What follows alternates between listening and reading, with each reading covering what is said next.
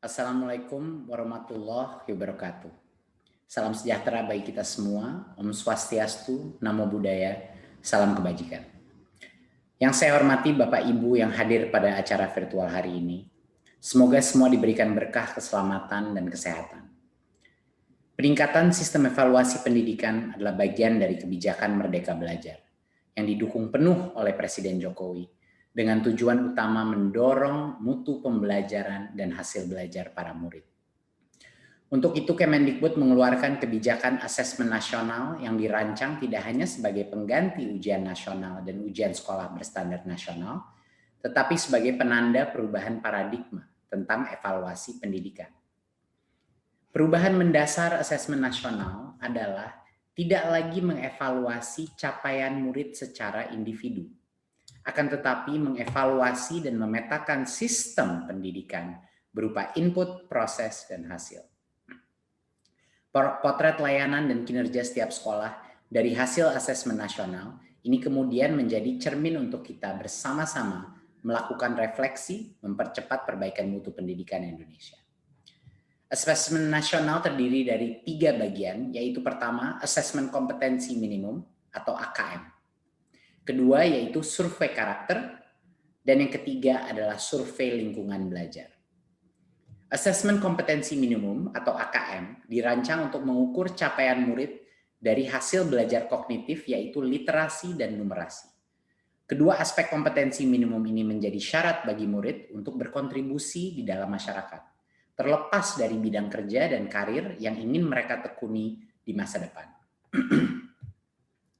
Fokus kepada kemampuan literasi dan numerasi tidak kemudian mengecilkan arti penting mata pelajaran, karena justru membantu murid mempelajari bidang ilmu lain, terutama untuk berpikir dan mencerna informasi dalam bentuk tertulis dan dalam bentuk angka atau secara kuantitatif.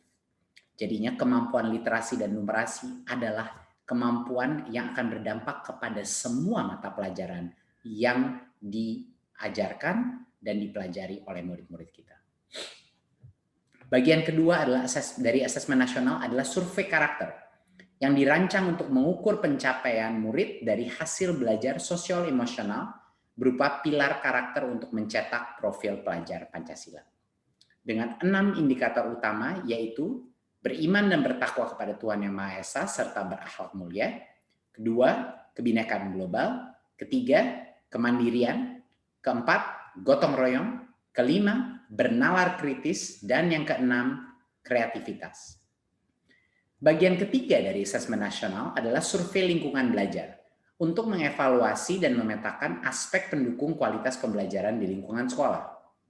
Asesmen nasional pada tahun 2021 dilakukan sebagai pemetaan dasar, baseline, dari kualitas pendidikan yang nyata di lapangan, sehingga tidak ada konsekuensi bagi sekolah maupun murid.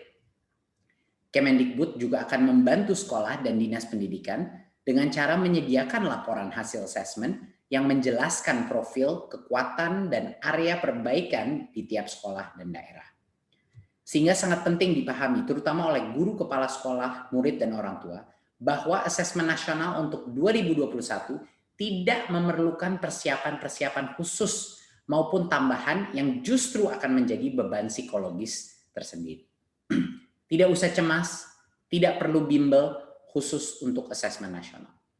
Untuk itu, mari kita semua bersama-sama mendukung pelaksanaan asesmen nasional mulai tahun 2021 sebagai bagian dari reformasi pendidikan Indonesia. Terima kasih dan salam Merdeka Belajar.